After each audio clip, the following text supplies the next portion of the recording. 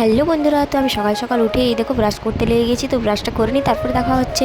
তো তোমরা সবাই কেমন আছো? আশা করি ভালো আছো। তো আমার চ্যানেলে যদি কেউ নতুন হয়ে থাকো, পেজটি ফলো করে দেবে। আর যারা যারা ইউটিউব থেকে দেখছো, পেজটি সাবস্ক্রাইব করে দেবে। তো আমার এই ভ্লগ ভিডিওগুলো তোমাদের কেমন লাগে সবাই অবশ্যই কিন্তু কমেন্ট করে জানাবে, তাহলে আমি আরও ভালো ভালো ভিডিও দেওয়ার চেষ্টা করব তোমাদের সঙ্গে।